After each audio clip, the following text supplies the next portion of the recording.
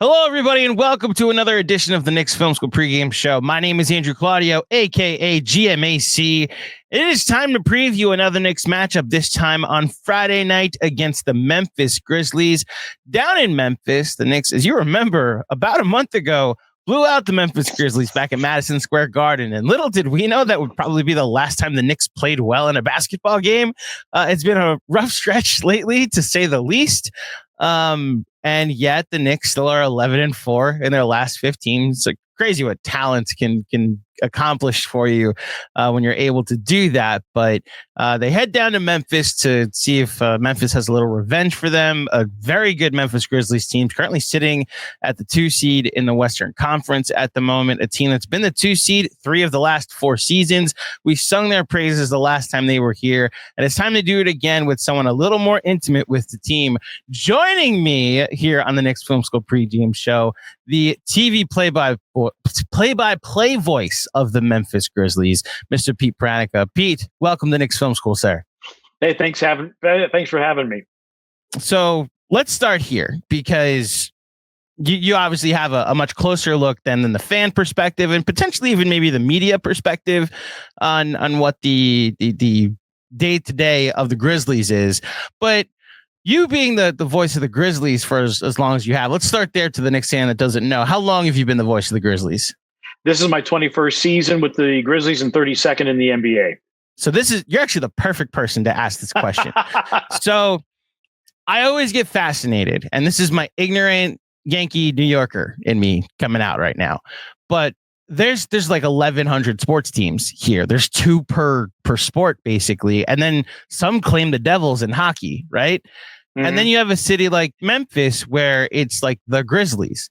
So, like, what do you guys do in the off season? Like, how are off seasons treated in Memphis? Like we pivot to, like, I'm going to pivot to the Mets when the Knicks are done. And then I'm going to pivot to football, even though football's been bad here forever.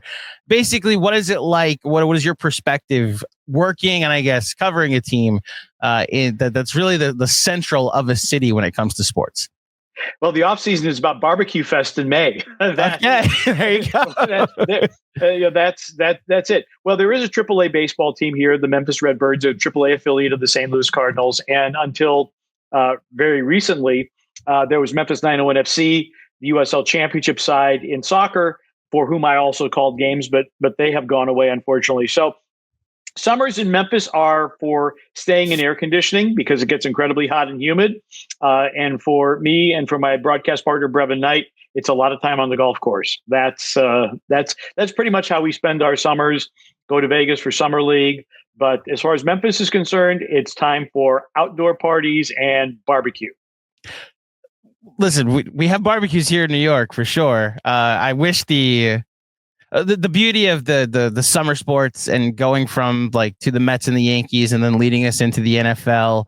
I guess it's always a constant sports cycle is more what I'm hinting at. And then with the Grizzlies being when I talked about the Jazz with Spence Checketts a couple months ago, and it's the same thing. Although now they have a hockey team, so maybe there's a second thing to pay attention to.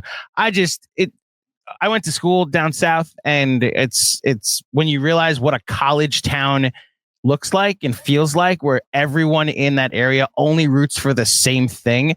It's unique to the experience I grew up with, which is why I admire the Grizzlies fan base so much. That first trip to the conference semis against Golden State 3 years ago was just so fun to live vicariously through.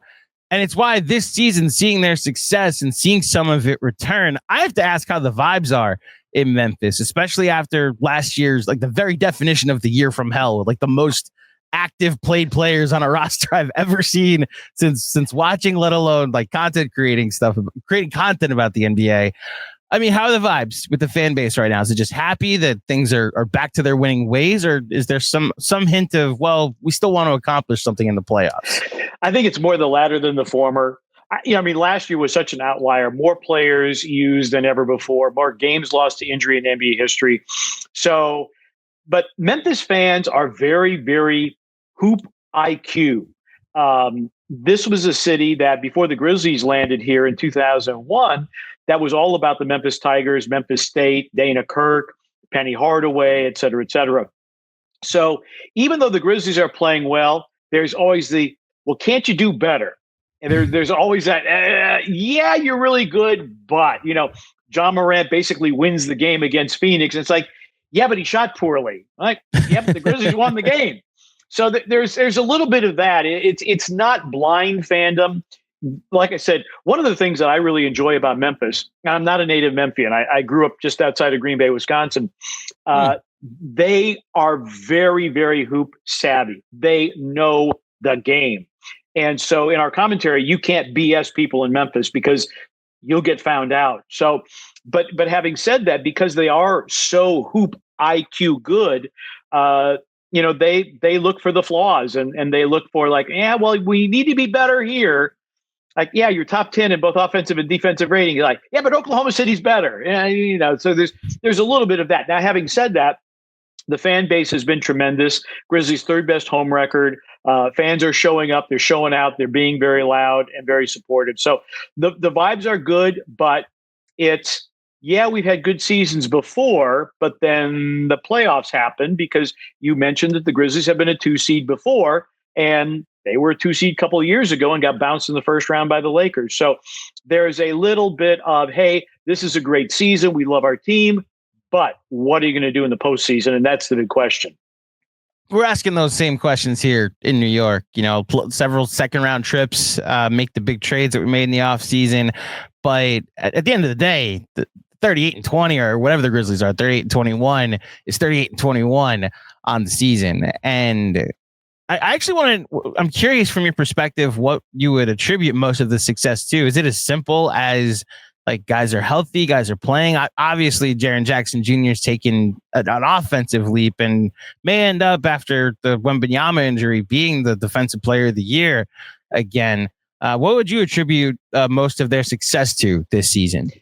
Well, health, obviously, it helps to have your guys together. Now, having said that, I think Jaren Jackson Jr., Desmond Bane, John Morant, I think they've played 28 or 29 games together out of 58. Okay. So that's not a huge proportion. What happened in the offseason, the Grizzlies radically changed their coaching staff. They got rid of about 3 or 4 assistants and brought in some new people. And the immediate gut reaction is, what are you doing? Well, what they did is they discovered a coach, Tuomas Isilo, Finnish coach, who had coached a couple years in Germany, was the Bundesliga coach of the year, then moved to coach in Paris, and he was that league's coach of the year. They invited him to come to Vegas to be an observer during Summer League, and they realized this guy really has some cool offensive concepts, and he's a really, really good teacher of those concepts. Maybe we ought to hire this guy for the staff. So what ends up happening, and to give you some background on Tuomas, his teams in Europe had an offensive rating of like 126 points per 100 possessions. Just crazy, crazy stuff. Man. And he calls it collective basketball, where everybody is participating. The NBA, by and large, it's a pick and roll league. Pick and roll, pick and pop.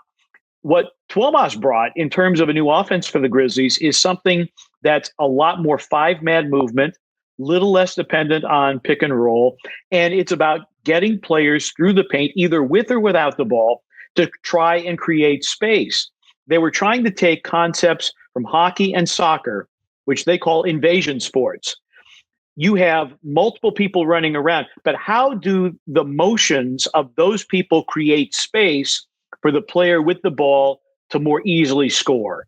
And so they spent an entire offseason trying to work on these concepts. And so by and large, yes, it's been health, it's been continued player development, and it's been a different way of playing, which has meant that more guys, I think, are having career years because this collective basketball calls upon everybody to be involved. It's not just a 1-4 pick and roll, a 1-5 pick and roll, something like that.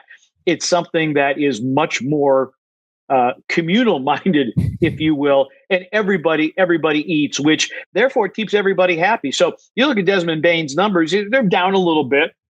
Jaren's numbers are up somewhat. Morant's numbers are down somewhat, but you've got a guy like Santi Aldama, who is, according to Sport Radar, the first reserve since Russell Westbrook to average 12, 6, and 2 assists per game. And I mean, a lot of your fans, I know you've got a real broad reach there, Andrew, but I don't know if a lot of your fans even know who Santi Aldama is, right?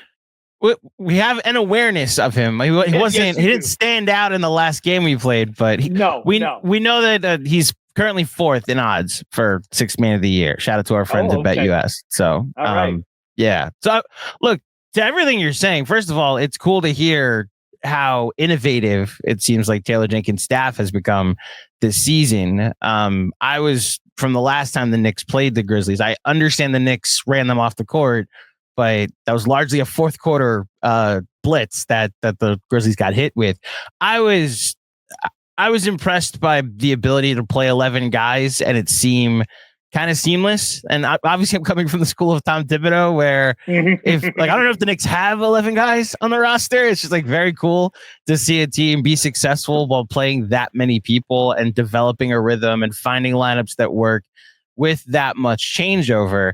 Their ability to get out in transition, the number 1 transition team, 1st in pace on the season, 3rd in transition frequency, as well as 3rd in points per possession, according to Cleaning the Glass.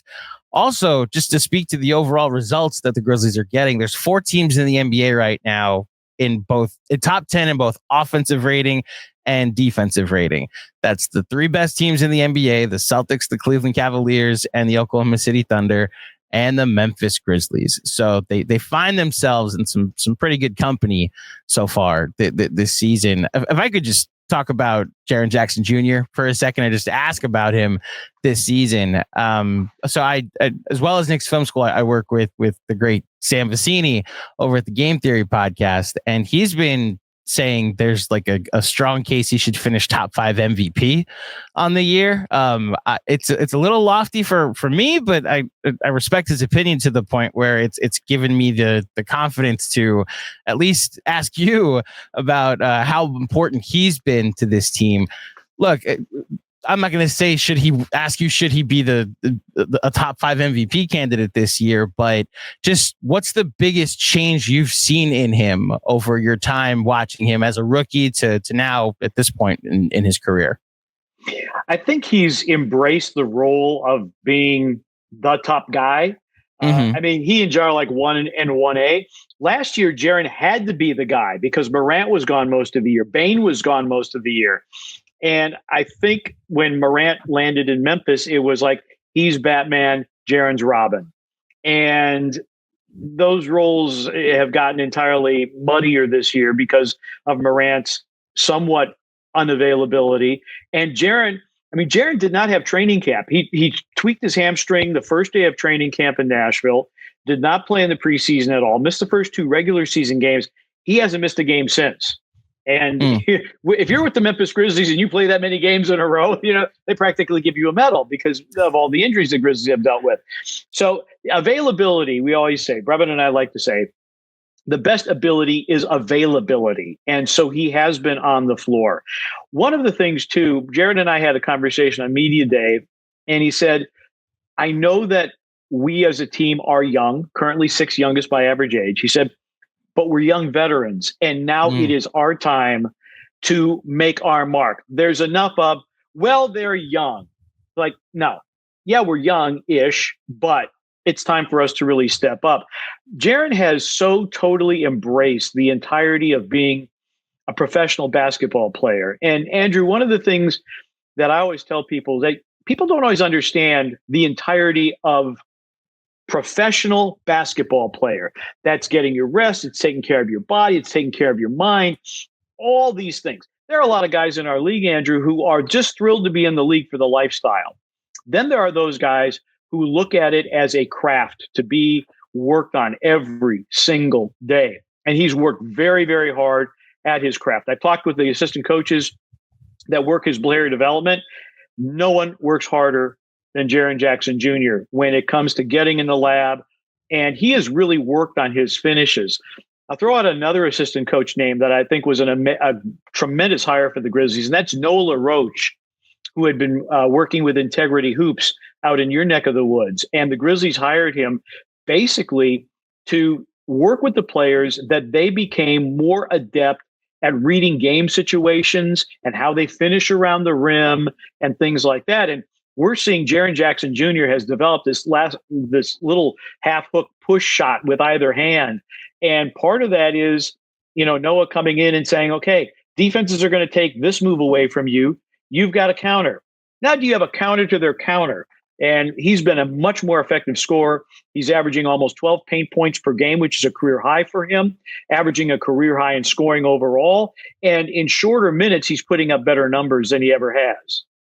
Yeah, the minutes in particular, averaging less than 30 minutes and doing all of this is probably the most impressive part for me. And look, that's kind of the Grizzlies' way this season. I think only Des Bane is the only player averaging at least 30, and it's like 30.4 on the season. Again, coming from the school of Tom Thibodeau, that's unheard of from what I've seen over the last year. But it sounds like they've really built a culture in Memphis. And I know that's like a buzzword that the Heat made famous because they drafted Dwayne Wade, and suddenly you can say you have like a Heat culture. Obviously, I'm a little slanted as a New Yorker, but like it's why like I joke about Tibbs, but I admire the culture and the professionalism that he's brought to a franchise that didn't have a lot of that over the course of the century. And you go when I talk to other teams and talk to other content creators or just people in the industry like yourself from other teams that can speak to what a culture looks like. It's cool to see. There's a lot of things going wrong out there, and there's a lot of places that are trying to build a culture that I'm curious if they're doing it the right way, which is where I have to ask the obligatory, since they're a division rival. What was your thoughts when the Dallas Mavericks decided that Luka Doncic wasn't good enough to play for their basketball team anymore? I mean, we were all shocked by the trade, obviously. And I think the fan base felt that Luka was going to be like Dirk Nowitzki and be there forever. Every team, there are probably guys that you maybe not like their off the court habits or whatever. And I don't know what Luka does when he's not there. Right. Is he out of shape? Look, there are guys with dad bods that can play basketball fantastically well. You don't have to, One has won 3 of the last 4 MVPs, Pete. Exactly. So, but to your point about culture is not the phrases that you hang on the locker room walls. It's really about building relationships. And, you asked me about, why are the Grizzlies playing so well? And a lot of it is Taylor Jenkins, because he values relationships. And if you are going to be a really good coach in this league, you have to be a fantastic communicator. You got to get guys to buy in and to play hard for you every single night. Taylor Jenkins is someone who really and truly cares about players as people, in addition to caring about their basketball abilities. He is about communication. He is about connection. One of his buzzwords, he talks about care factor. How much do you care about your team? How much do you care about your teammates? How much do you care about the organization and the community in which you live? And that's the kind of culture that, okay, Luke Kennard, basically, the Grizzlies turned down his option. Luke Kennard renegotiated his contract probably for less money than he could have gotten elsewhere because he wanted to stay in Memphis. And Memphis is not a hot button destination for free agents. Okay, so you have to retain your own.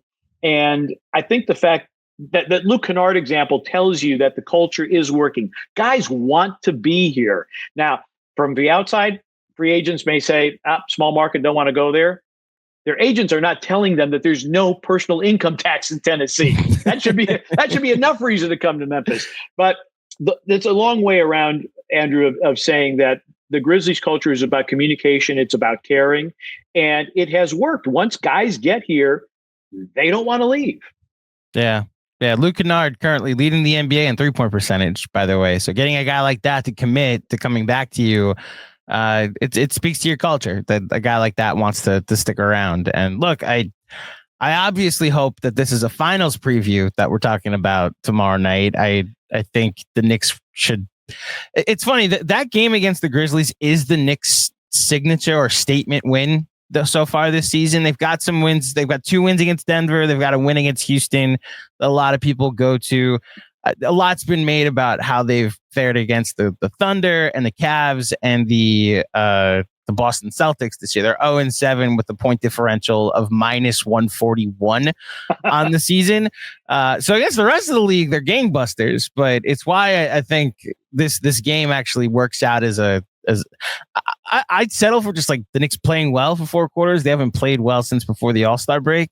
But I go into this matchup, and I guess I like to turn my pod over to my guest at a certain point. Do you have any thoughts, or do you have any questions about the Knicks? Any things from afar that you've seen? Like, what do you got about the New York Knicks this season? Well, what's the return of Mitchell Robinson? What's that look like? Because I mean, he is a huge piece, and if he's able to come back and be effective down the stretch, it makes the Knicks even more dangerous than they already are. So it's not only the right first question to ask, it's the question we all have as well. Like, what's up with Mitchell Robinson? He's been in return to game shape training for the last 2 weeks. He's been cleared to practice. I think this is the target date, this Friday matchup against the Grizzlies. I actually think they're going to hold him out until Miami on Sunday. But they may actually be at a necessity to try and see if he can play 20 minutes because their current backup center, Ariel Hukporti, went down with an injury. I guess he might be their third center, tore his meniscus last night against the Philadelphia 76ers. So we're looking at either if Karl-Anthony Towns didn't play last night either, I think he'll be ready for Friday against Memphis. Mitch coming back to be the backup center would be ideal if he can do it. I wonder if they'll give him another couple days and wait until Miami. They're a bit banged up when it comes to the center position at the moment. So we'll see what happens. Okay. Mikal Bridges, fantastic first quarter last night against Philadelphia. How sustainable is his play? And is this who's going to be the third guy outside of Brunson and Bridges? Because I mean, last night, what did they do? Combine for like 48 points or something? Or no, sorry, I'm looking at the old Grizzlies box score. I need to get last night's box score. But then they combined for like 50. Too many box scores laying around here. Yeah, they accounted for what, 62 and 10 assists. Bingo. Yeah, Brunson, largely a fourth quarter barrage from Jalen Brunson, who should be toward the top for clutch player of the year. He's just been killing it in crunch time right now. Bridges had a great first quarter, had 9 points the rest of the game. There are moments where he can be a bit timid at time, but some of that is they just don't really run a lot of stuff for him. So he has to be opportunistic when Cat and Brunson are on the floor at the same time. If Cat doesn't play, which again, I expect him to play on Friday night, I would think it's Bridges. If he doesn't, to your point, I mean, you're gonna have to go to Deuce McBride. You're gonna have to hope OG Anunoby finds some form. Josh Hart, again, opportunistic in transition is where he finds his points. He's in a weird shooting slump where Josh Hart's shooting slumps aren't like he just misses for a couple weeks. It's he doesn't take threes for a couple weeks. It's not like he'll go 0 for 4 in 3 straight games. It's that he won't take a 3 in 3 straight games. And then suddenly you're playing with, it's not even like he's not a reliable shooter. He's a non-shooter at a certain point. So you might as well treat him like a center, but he's never playing in the dunker spot. So, right. I think you kind of have to lean on, I don't want to say it's curtains if Cat doesn't play on Friday, but a large reason why the Knicks are fourth in offense this season is that Cat's just reinvented how they play. They're much more efficient on their first shot. They're like top 3 or 4 in effective field goal percentage and true shooting on the season. And that's how they've been winning games when they've been winning games on the year, is that they have this offensive juggernaut that's been able to help them play 5 out. And the stat that a lot of us lean on is that they're 20-2 in the 22 games in which they have 30 assists. And that's what you're going to have to lean on if you're the Knicks. So we'll see this against this Grizzlies team on Friday. All right, last one I got for you. Yeah, go ahead. You joked about Thibs a little bit, and I love Thibs, and I had a chance actually to spend some time with him at Summer League a few years ago. I know he's a basketball lifer, basketball junkie, but he does lean so heavily on his starters. Is there concern for the Knicks' long-term playoff success? And I know in the playoffs, the rotations get shorter anyway, but is there some thought that maybe you need to open up a few more minutes for the bench? Because, I mean, the starting 5, clearly no issues for the Knicks. Once you get into the bench, they don't see a lot of daylight. Is there some concern about the relative lack of time? I'm not going to say production. I'm going to say time that the bench gets for the Knicks.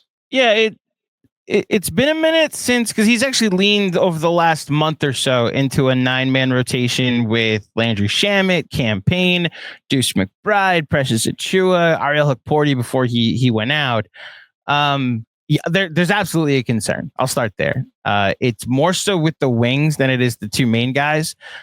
With Brunson and Cat, they're both averaging around 35 minutes a game, which isn't like a crazy number in the regular season. I think Anunoby is averaging maybe 2 or 3 minutes more than that. And then he considers Mikal Bridges and Josh Hart Energizer bunnies, that he's just like, you can play as long as I think you can play.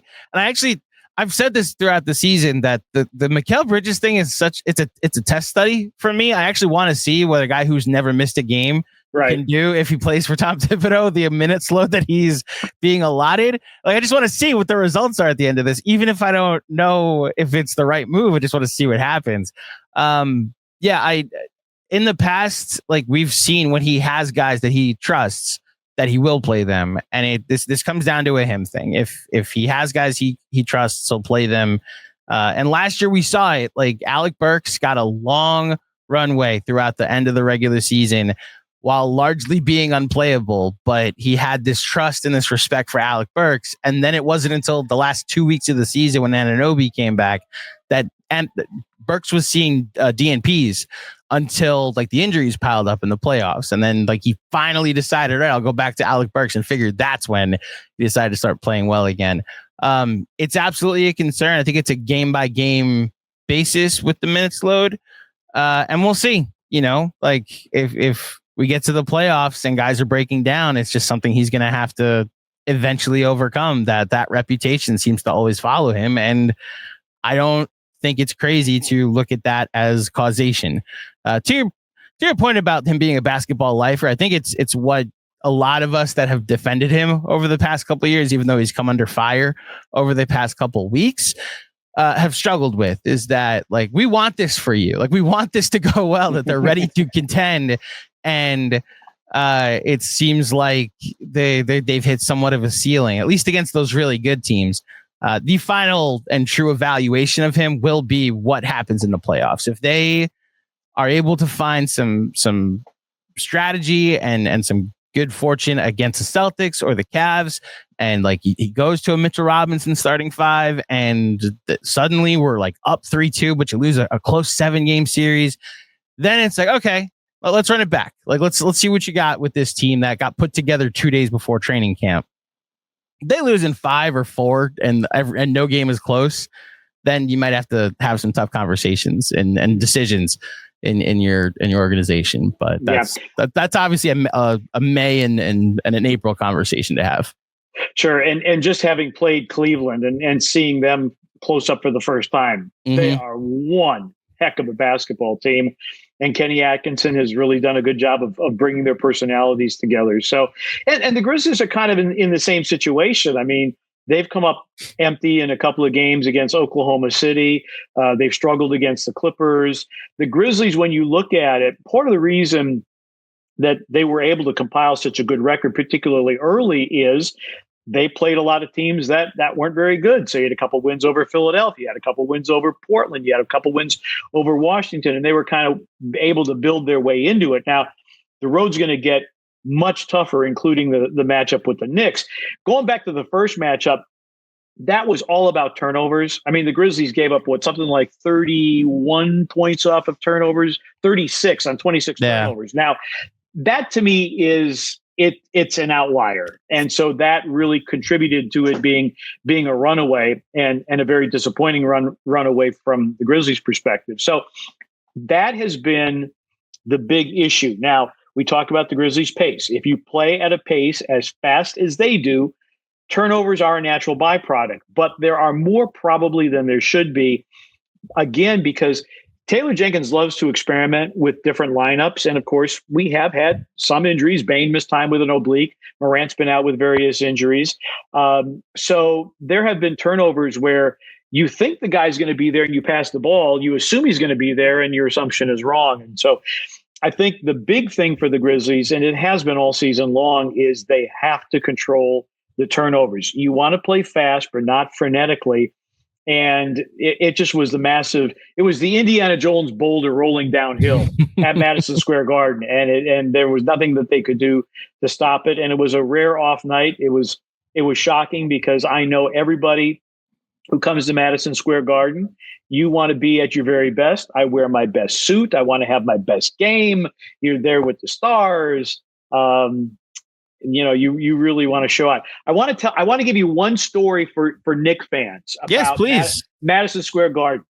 I don't know if you remember years ago, and I forget how many years ago, Juan Carlos Navarro. Yes. Was a rookie for the Grizzlies, came over from Spain. Marc Gasol persuaded him to come over. Juan Carlos played exactly 1 year in the NBA, hated it, went back to Spain. So we're playing the Knicks at Madison Square Garden, and there is a fairly large group of Spanish exchange students that bought tickets in the upper deck. And on that particular night, Juan Carlos Navarro had the game of his NBA life. And so the students are just going absolutely crazy. The Grizzlies win the game. And then after the game, Juan Carlos is asked about his experience of playing at Madison Square Garden. And this is a phrase that lives on in Grizzlies history. I will take it to my grave with me. And he said, because, his English was kind of sort of okay. He said, it was great to have a great game in the mythical gym. So I know it's the world's most famous arena, but if you're looking for a subheading, Madison Square Garden is the mythical gym. The mythical gym. I'll take it. It's Broadway for a reason, right? Yeah, that's amazing. That's amazing. Last thing before I let you get out of here, I joked around about what the Mavericks did and the new outlook of the Western Conference, but look, I told you how Knicks fans are expecting this postseason to go. We understand what a disappointing end of the season might look like. What does it look like for the Grizzlies? I know that they've made it to the second round once. They've been the 2 seed a bunch of times, but as far as expectations for this postseason is concerned, what does a disappointing end of this Grizzlies season look like to you? A first round playoff loss. Okay. They were the 2 seed a couple of years ago, and the Lakers took them in 6, and game 6 was a 40-point blowout. That would most definitely qualify. I think if the Grizzlies don't get past the first round, and I don't care if it's losing a 7-game series to a worthy opponent, if you don't get past the first round, that's all people remember. You didn't get past the first round. So that to me would be a disappointing end of the season, would be being excused after the first round of the playoffs. Yeah, I was looking at potential matchups because as much as a Knicks fan and a Knicks content guy, you're trying to find what works out best for the Knicks, which I was having a conversation this morning that for a while I was like, well, at least it's going to be the Pistons in the first round. Now I'm not so sure.